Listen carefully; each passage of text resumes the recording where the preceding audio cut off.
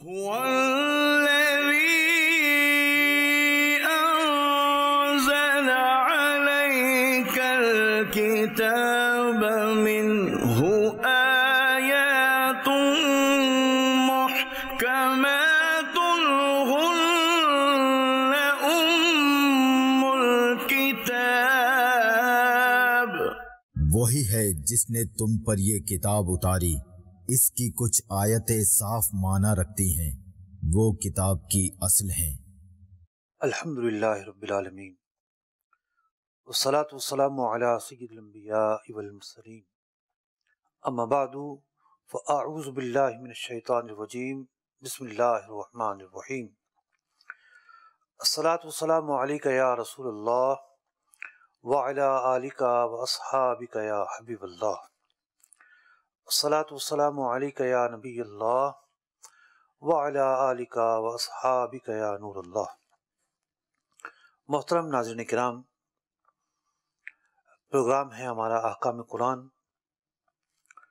اور اب تک جو پروگرام پیش ہوئے ان میں آپ نے سورہ انعام تک جو آیات احکام تھیں قرآن مجید فرقان حمید کی، ان کی تفسیر سماعت کی۔ سورہ انعام کی جو آیات احکام تھیں ان کا اختتام ہوا، اور آج کے پروگرام سے ہم جو اگلی صورت ہے سورہ اعراف، اس میں جو آیات احکام ہوں گی اس کی تفسیر اللہ نے چاہا تو بیان کریں گے۔ قبل اس کے کہ آیات کی تلاوت پیش کی جائے اور پھر ہم اپنے نکات کی طرف بڑھیں، آج کے پروگرام میں کیا کچھ بیان ہوگا، جن آیات کا انتخاب کیا گیا ہے ان آیات مبارکہ کے تحت کن نکات پر گفتگو ہوگی، آئیے پہلے اس کی فہرست ملاحظہ کرتے ہیں۔ قرآن کی روشنی۔ جی، پہلا نقطہ ہمارا یہ ہے کہ سورہ اعراف، اس کا مختصر تعارف کیا ہے، اس پر بات کریں گے۔ آیت نمبر 29 سے بیان ہونے والے احکامات کا پس منظر کیا ہے، اس پر بات ہوگی، اور آیت نمبر 29 سے کون کون سے فقہی مسائل ثابت ہوتے ہیں اس پر تفصیل سے بات ہوگی۔ خذوا زینتکم عند کل مسجد، اس حصے سے نماز کا ایک اہم فرض ستر عورت مراد ہے، اس پر تفصیلی گفتگو کریں گے۔ وَقُلُوا وَاشْرَبُوا وَلَا تُسْرِفُوا، اس حصے کے تحت اہم نکات پر گفتگو ہوگی۔ زینت میں کیا حلال ہے اور کیا حرام، اس تعلق سے اللہ نے چاہا تو گفتگو ہوگی۔ تو سب سے پہلے سورہ اعراف کا تعارف، اس کے بعد پھر آیت مبارکہ کی تلاوت۔ سورہ اعراف جو ہے قرآن کریم فرقان حمید کی ایک اہم سورت مبارکہ ہے، اور یہ جو سورت مبارکہ ہے سورہ اعراف، ترتیب کے اعتبار سے 7 نمبر سورت مبارکہ ہے۔ یہ سورت مبارکہ مکی ہے، یعنی مکہ مکرمہ میں اس سورت مبارکہ کا نزول ہوا۔ اس سے آپ اندازہ لگا سکتے ہیں کہ اس کے جو مضامین ہوں گے وہ کس قسم کے ہوں گے۔ اس سورت مبارکہ میں 24 رکوع اور 206 آیات مبارکہ ہیں۔ اعراف جنت و دوزخ کے بیچ میں ایک جگہ کا نام ہے، وہاں کون لوگ ہوں گے، اصحاب اعراف کون ہوں گے، اس کے بارے میں شدید اختلاف ہے۔ ایک قول یہ ہے کہ جس کے گناہ اور نیکیاں برابر ہوں گی تو یہ لوگ اصحاب اعراف کہلائیں گے۔ تو آج ہم نے انتخاب کیا ہے سورہ اعراف سے 29 نمبر آیت مبارکہ سے لے کر 32 نمبر آیت مبارکہ تک۔ تو آئیے سب سے پہلے 29 نمبر اور 30 نمبر یہ 2 آیات مبارکہ ہیں، ان کی تلاوت اور ترجمہ سنتے ہیں۔ قرآن کی روشنی۔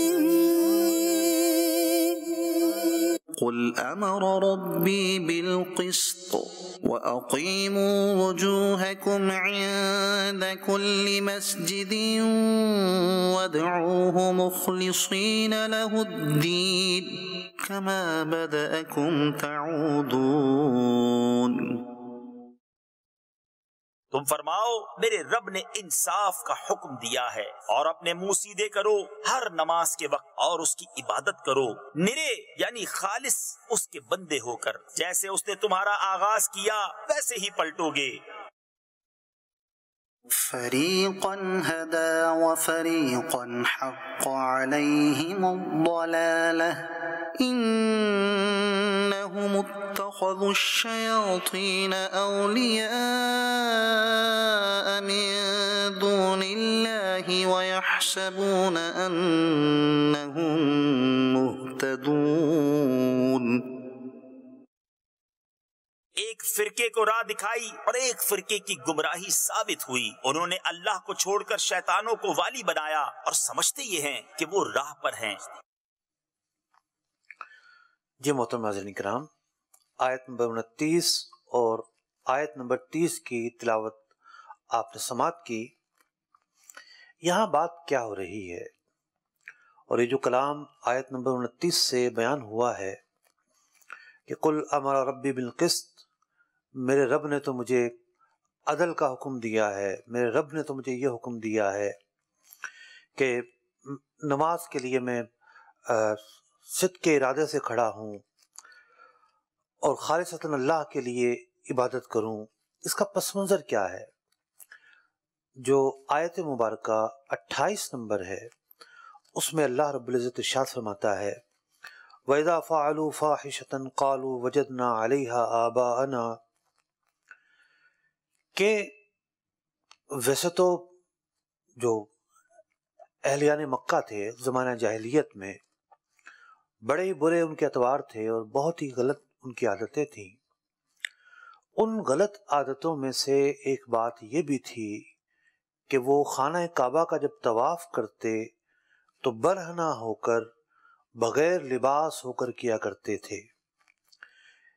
وَإِذَا فَعَلُوا فَاحِشَةً، جب اس طرح کا کوئی فحش اور برا کام کرتے اور انہیں روکا جاتا تو وہ کہتے وَجَدْنَا عَلَيْهَا آبَاءَنَا، یہ کام کرتے ہوئے تو ہم نے اپنے ماں باپ کو دیکھا ہے. دوسری وہ بات مزید اس سے بھی کبھی یہ کہتے وَاللَّهُ أَمَرَنَا بِهَا، اور اللہ نے ہمیں اس کا حکم دیا ہے. معاذ اللہ. اللہ رب العزت نے ارشاد فرمایا قل ان اللہ لا یأمر بالفحشاء، اے محبوب علیہ السلام آپ فرما دیجئے اللہ رب العزت بری باتوں کا، فحش باتوں کا حکم نہیں دیتا. تو ایک تو یہ کہ انہوں نے بری باتوں میں برے لوگوں کی تقلید کرنا خود پر لازم قرار دے دیا تھا، اور اوپر سے یہ کہ یہ دعویٰ کرتے تھے کہ معاذ اللہ یہ سب کچھ کرنے کا انہیں اللہ نے حکم دیا ہے. تو ان کے برے فعل کو یہاں بیان کیا گیا، ان کی قباحت کو یہاں بیان کیا گیا آیت نمبر 28 میں.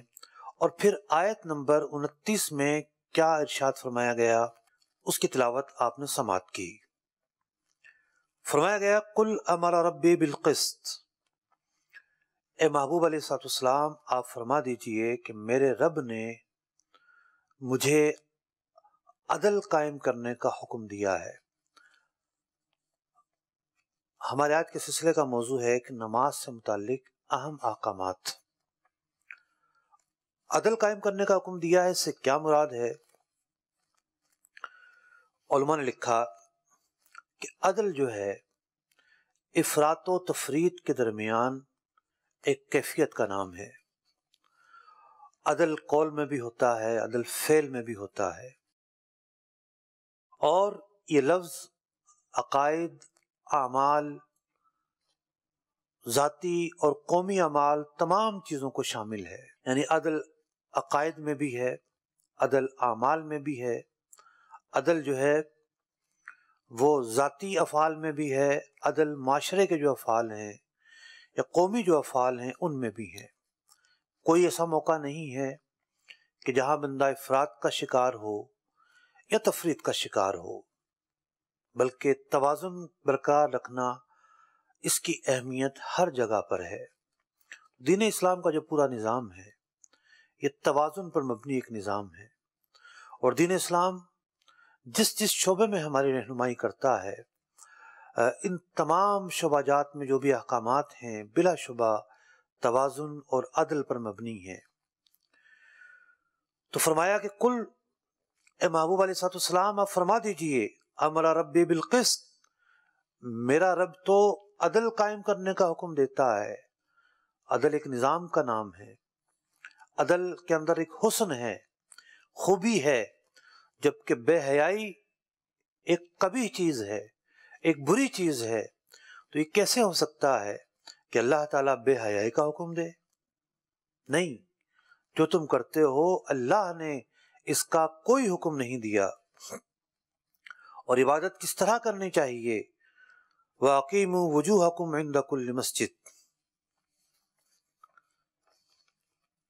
ہمارا دوسرا نقطہ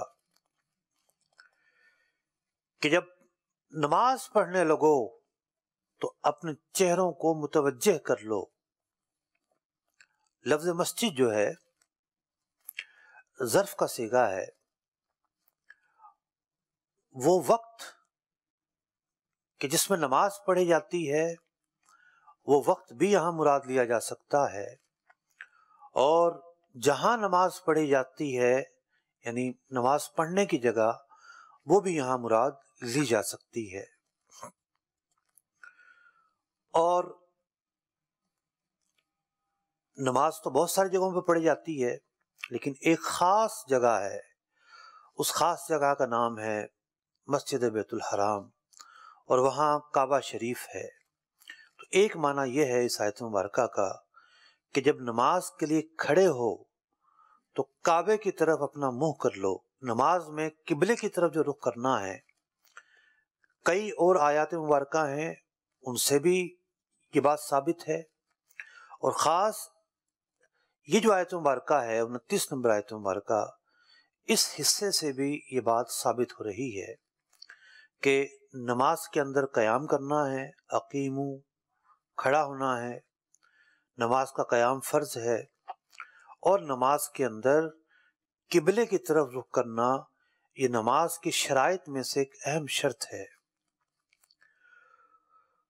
اور اگر اس کا معنی وقت لیا جائے تو پھر نماز کا جو وقت ہے یہ اس کی تشریح ہے کہ نماز پڑھو، نماز پڑھنے کا جب وقت ہو جائے، کہ لفظ ظرف جو ہے وہ جگہ اور وقت دونوں کو شامل ہوتا ہے۔ اور اگر مسجد سے مراد جائے نماز ہے، نماز پڑھنے کی جگہ ہے، تو پھر ائمہ تفاسیر نے اس حصے کی تفسیر یہ بیان کی کہ جہاں بھی مسجد بنا دی گئی ہے وہاں جو نماز ہے قائم ہو سکتی ہے۔ ویسے تو اس امت مسلمہ کی یہ خصوصیت ہے کہ نماز صرف مسجد ہی میں نہیں ہوتی، بلکہ پوری کی پوری جو روئے زمین ہے وہاں نماز پڑھی جا سکتی ہے۔ باقی جو امتیں تھیں ان کے جو احکامات تھے ان میں سے ایک بات یہ بھی تھی کہ نماز پڑھنے کی جو جگہ خاص کر دی گئی وہی نماز ہو سکتی تھی، اس کے علاوہ کسی اور جگہ پر نماز نہیں ہو سکتی تھی۔ اس امت کو یہ خصوصیت دی گئی کہ ہر جگہ پر نماز پڑھی جا سکتی ہے، لیکن یہاں بات جماعت کی اگر ہو رہی ہے تو جماعت جو ہے وہ مسجد میں قائم کی جاتی ہے۔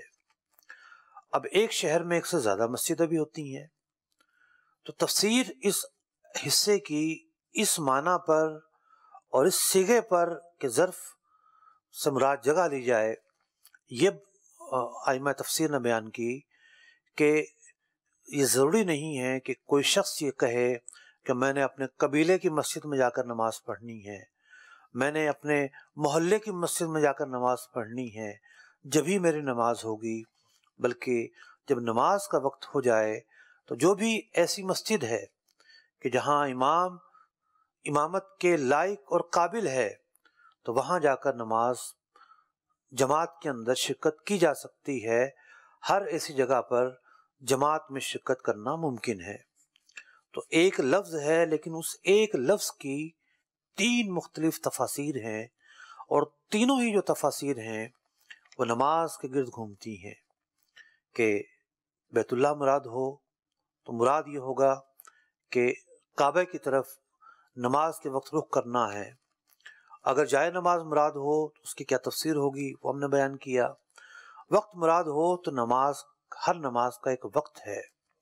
جو 5 وقتہ نمازیں ہیں جب ان کا وقت آئے گا جبھی وہ نمازیں قائم کی جائیں گی.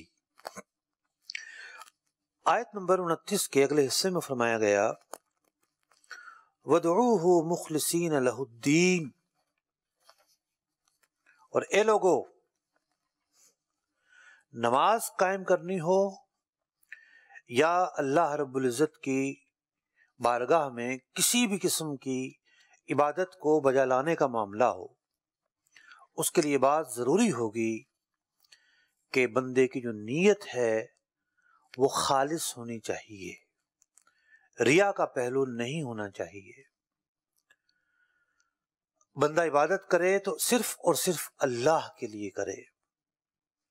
بات اگر نماز کی ہو رہی ہے اور اس کے ساتھ جو اگلا جملہ ہے اس کو اگر ہم ملاتے ہیں تو پھر مفسرین نے لکھا کہ اس حصے سے نماز کی جو ایک اہم شرط ہے نیت کا ثبوت، کہ نماز کے لیے نیت شرط ہے، یہاں اس کا بیان ہو رہا ہے.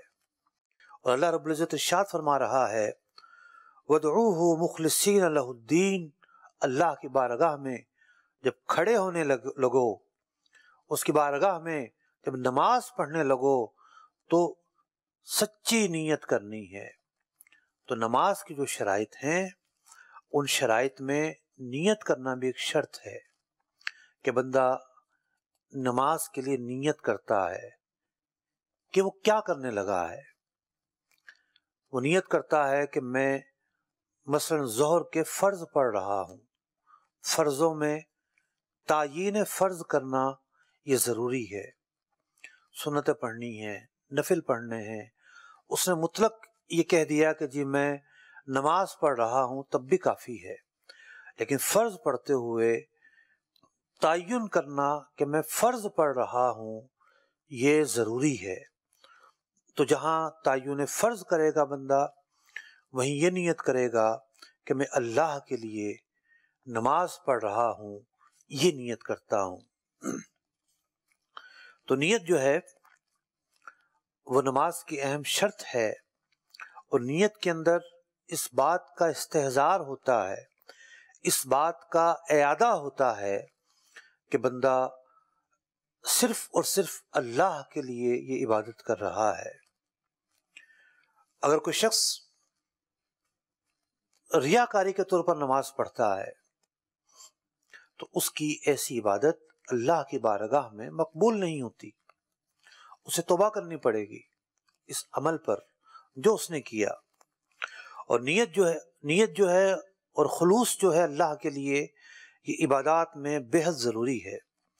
حضرت معاذ رضی اللہ تعالیٰ عنہ بیان کرتے ہیں کہ نبی اکرم علیہ السلام نے ارشاد فرمایا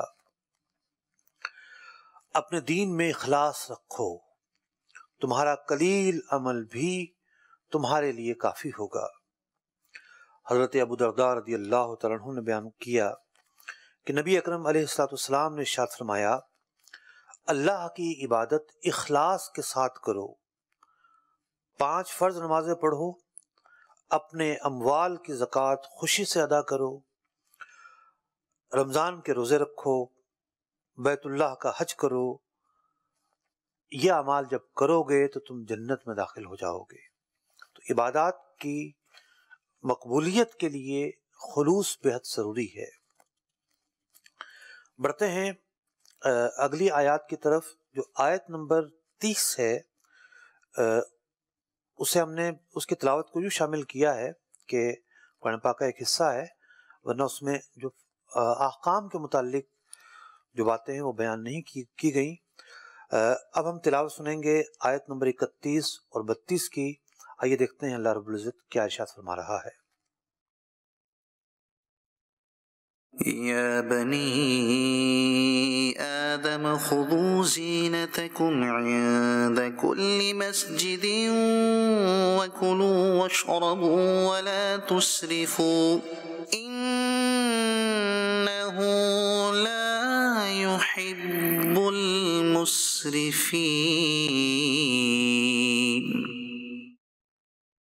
اے آدم کی اولاد، اپنی زینت لو جب مسجد میں جاؤ، اور کھاؤ اور پیو اور حد سے نہ بڑھو، بے شک حد سے بڑھنے والے اسے پسند نہیں۔ قل من حرم زينة الله التي أخرج لعباده والطيبات من الرزق قل هي للذين آمنوا في الحياة الدنيا خالصة يوم القيامة كذلك نفصل الآيات لقوم يعلمون۔ تم فرماؤ، کس نے حرام کی اللہ کی وہ زینت جو اس نے اپنے بندوں کے لیے نکالی، اور پاک رزق؟ تم فرماؤ کہ وہ ایمان والوں کے لیے ہے دنیا میں، اور قیامت میں تو خاص انہی کی ہے۔ ہم یوں ہی مفصل آیتیں بیان کرتے ہیں علم والوں کے لیے۔ یہ محترم ناظرین کرام، آیت نمبر 31 اور 32 میں نماز کے حوالے سے بڑے ہی اہم احکامات بیان کیے گئے ہیں۔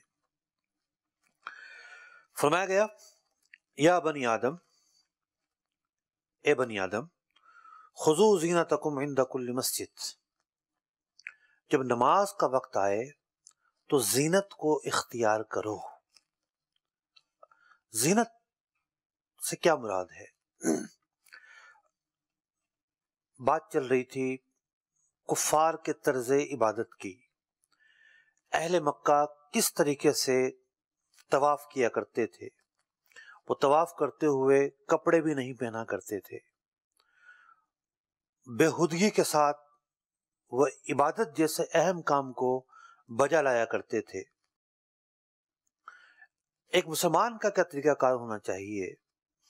مسلمان کے لیے اللہ رب العزت نے حالت نماز میں ستر کو لازم قرار دیا ہے، اور یہ جو آیت مبارکہ ہے سورہ اعراف کی آیت نمبر 31، یہ اس بات کو بیان کر رہی ہے کہ نماز جب پڑھنی ہے تو لباس میں پڑھنی ہے، بے لباس حالت میں نماز ادا نہیں کرنی۔ تو نماز کے لیے جو ستر عورت کی شرط ہے وہ اس آیت مبارکہ سے ثابت ہو رہی ہے۔ ستر عورت کسے کہتے ہیں؟ ستر عورت سے مراد یہ ہے کہ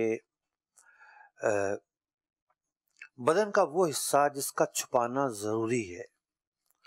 اب مرد اور عورت کے تعلق سے ستر عورت کی تفصیل مختلف ہے۔ مرد ناف سے لے کر گھٹنوں سمیت، ناف کے نیچے سے لے کر گھٹنوں سمیت جو بدن کا حصہ ہے، مرد کا بدن کا یہ حصہ ستر عورت میں شامل ہے، یعنی کم از کم اتنا حصہ چھپانا اس کے لیے فرض ہے نماز میں۔ اس کا مطلب یہ نہیں ہے کہ وہ جناب بنیان بھی نہ پہنے اور قمیض بھی نہ پہنے، صرف لنگی پہن لے یا اتنے حصے پر پاجامہ ڈال لے، وہ کافی ہے، فرض کی ادائیگی کے لیے کافی ہے۔ لیکن اس کے ساتھ ساتھ قرآن پاک نے الفاظ ہی سے استعمال کیے ہیں، خذوا زینتکم، کہ وہ حیت اختیار کرنی ہے، وہ اسلوب اختیار کرنا ہے کہ جو اللہ کی تعظیم، اللہ رب العزت کی بندگی کے زیادہ سے زیادہ قریب ہے۔ تو جب بندہ ایک دنیاوی افسر کے سامنے بنیان اتار کے نہیں جاتا، پھر یہ اللہ کی بارگاہ میں اس حالت میں کھڑا ہو، یہ کیوں کر نماز کے آداب کے خلاف نہیں ہوگا؟ تو ایک ہے فرض کی ادائیگی کہ ستر عورت جتنا حصہ اگر چھپا رہا، ستر عورت ہو گیا تو فرض کی ادائیگی ہو گئی، لیکن اس کے بعد اور چیزیں بھی کسی اور اعتبار سے اس پر لازم ہیں۔ عورت کا جو ستر ہے اس کی مختلف حالتیں ہیں۔ عورت کے ستر کی کم از کم 3 حالتیں ہیں۔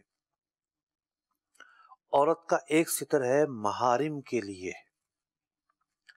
یعنی جب وہ اپنے بھائی کے سامنے، باپ کے سامنے جاتی ہے تو بال کھول سکتی ہے، کئی اعضاء ایسے ہیں جو کھول سکتی ہے، لیکن جب وہ اجنبی کے سامنے جائے گی، ایک اجنبی مرد اس کے سامنے ہوگا، اس وقت ستر اس کا کچھ اور ہوگا۔ اب وہ بال بھی نہیں کھول سکتی، اب اس کی تھوڑی کے جو نیچے کا حصہ ہے یہ بھی ستر میں داخل ہے، گردن بھی ستر میں داخل ہے، اس کی کلائی بھی ستر میں داخل ہے۔ تو عورت کا، ایک عورت کے لیے ستر، اس کی تفصیل کچھ اور ہے، ایک عورت کا ستر محارم کے لیے اس کی تفصیل کچھ اور ہے، اور ایک عورت کا ستر ایک اجنبی مرد کے لیے اس کی تفصیل کچھ اور ہے۔ نماز کے وقت عورت کس طرح کا ستر اختیار کرے اس کے لیے فرض ہے، یہ وہ ستر ہے جو ایک اجنبی کے لیے قرار دیا گیا ہے، یعنی سوائے 5 اعضاء کے، منہ کی ٹکلی، ہاتھ کی جو کلائیاں ہیں، دونوں ہاتھ کی کلائیاں، اور دونوں پاؤں کے جو پنجے ہیں، ان 5 اعضاء کے علاوہ حالت نماز میں عورت کے جسم کا کوئی حصہ کھلا نہیں ہونا چاہیے۔ یہ پورا کا پورا جسم اس کے لیے چھپانا ضروری ہے۔ اپنے بالوں کو بھی چھپائے گی، دوپٹہ اتنا باریک نہیں پہنے گی کہ جس سے بالوں کی سیاہی نظر آئے، تھوڑی کے نیچے کا حصہ بھی ظاہر نہیں ہوگا، گردن بھی ظاہر نہیں ہوگی، کلائیاں بھی جو ہیں وہ عورت کی ظاہر نہیں ہوں گی۔ تو نماز کے لیے جو عورت کا ستر ہے وہ کیا ہے، میں نے تفصیل کے ساتھ بیان کیا۔ مزید اگر آپ عورت کے ستر کے متعلق تفصیل سے جاننا چاہتے ہیں تو قبلہ شیخ طریقت امیر اہل سنت کی کتاب ہے پردے کے بارے میں سوال جواب، اس میں مزید تفصیل کے ساتھ عورت کے ستر کی جو مختلف کیفیات ہیں اور جو مختلف زاویے ہیں اس پر تفصیل سے گفتگو موجود ہے۔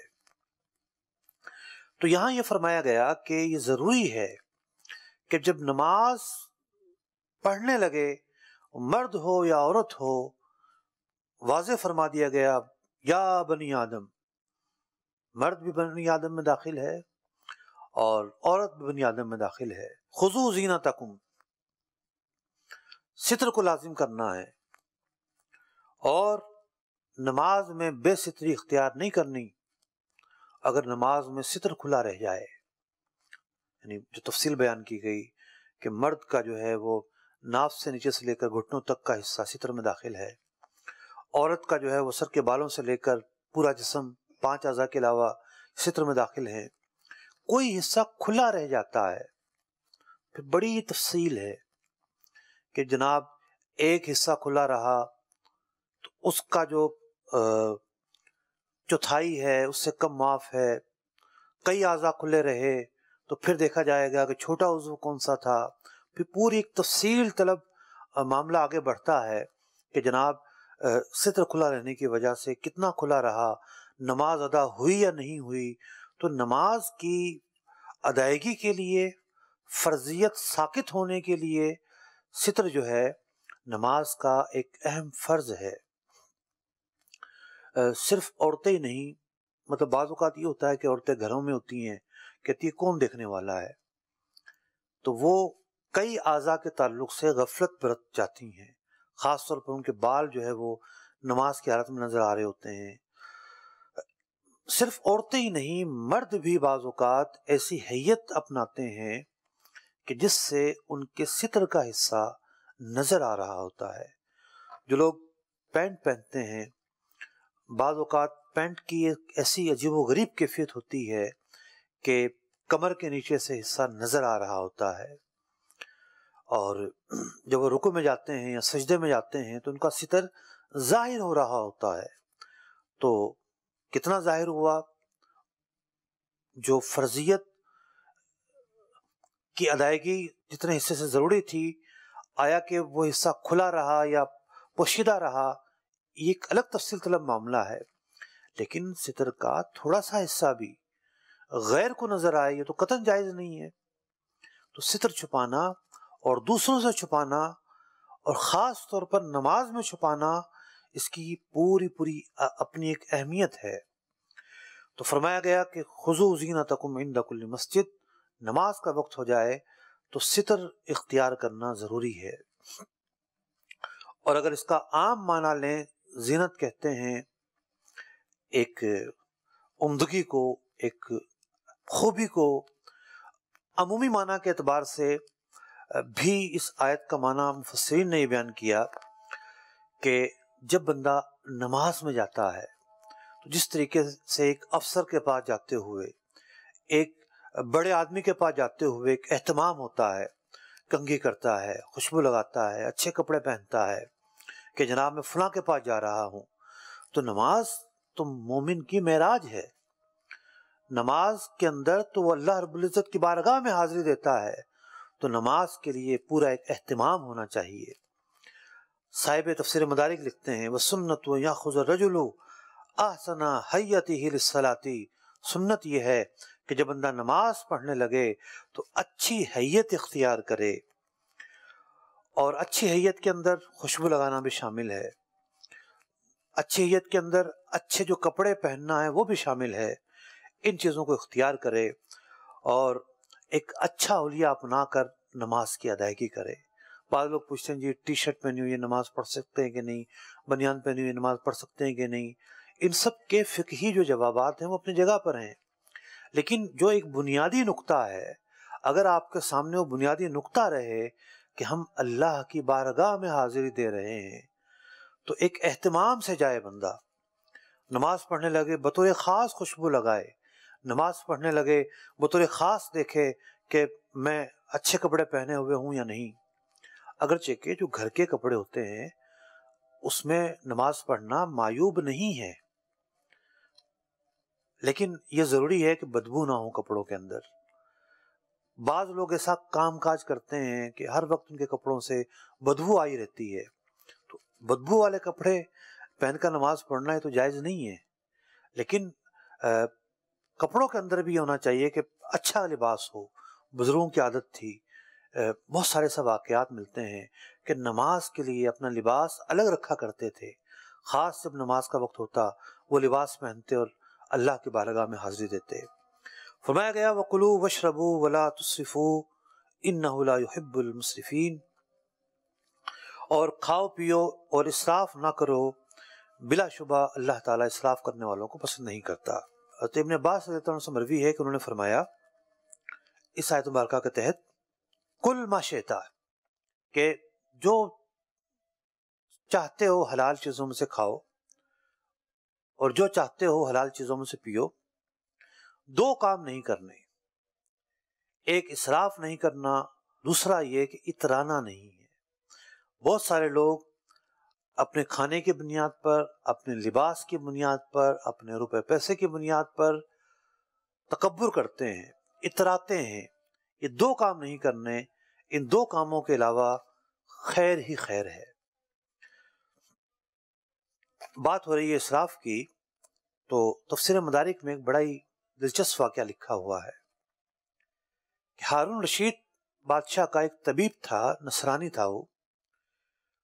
ایک دن ایک بزرگ جن کا نام علی بن حسین بن واقد ہے، وہ نصرانی جو طبیب تھا ان سے کہنے لگا کیا قرآن پاک میں طب کے حوالے سے بھی کوئی چیز ہے؟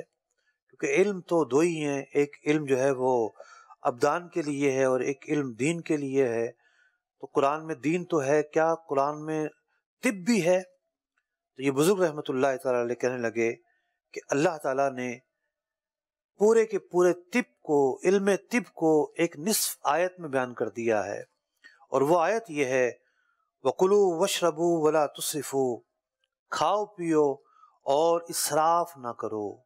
کتنی بیماریاں ایسی ہیں جو زیادہ کھانے کی وجہ سے ہوتی ہیں، جو کھانے میں اعتدال نہ ہونے کی وجہ سے ہوتی ہیں۔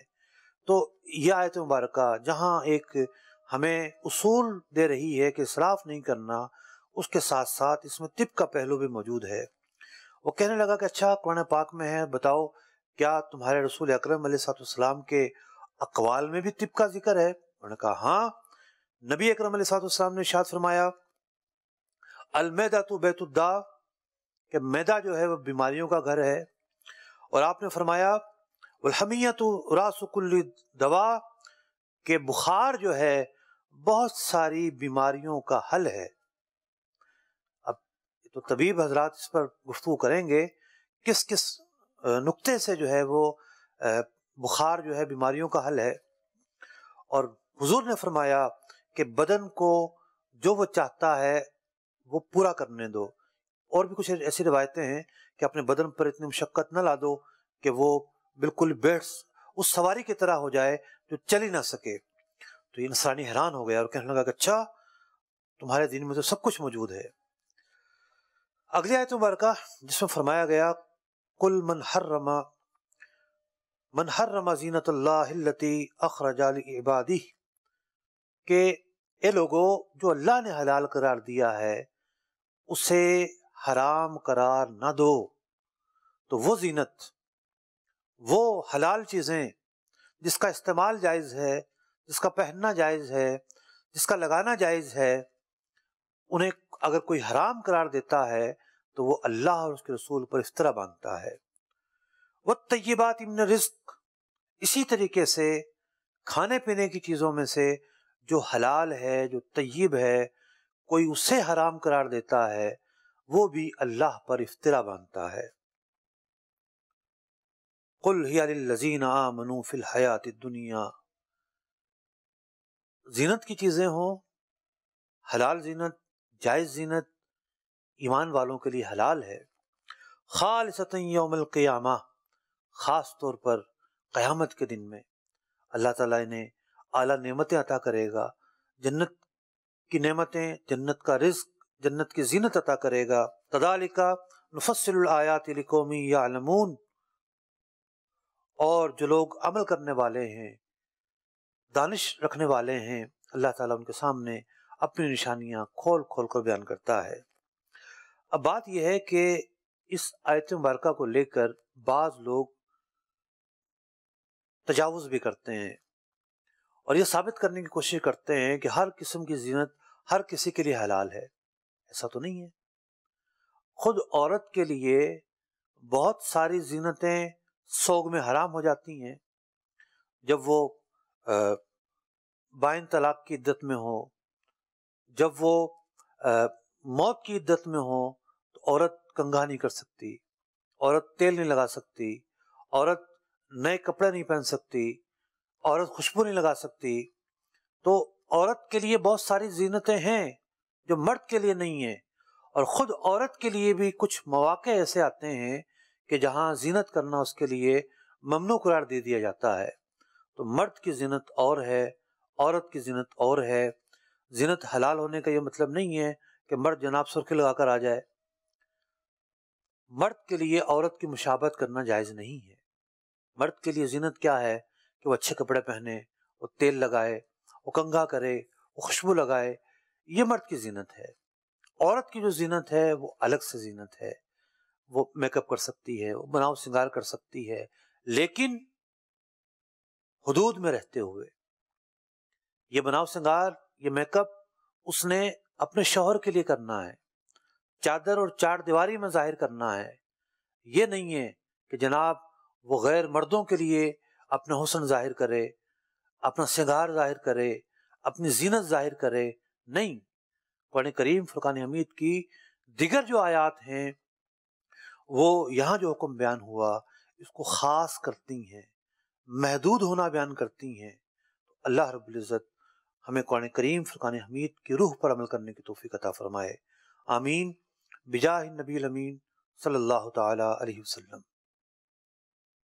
فہم قرآن کا مجھ کو میرے مولا عطا کر دے، پڑھوں سمجھوں عمل کا بھی مجھے یا رب تو جذبہ دے۔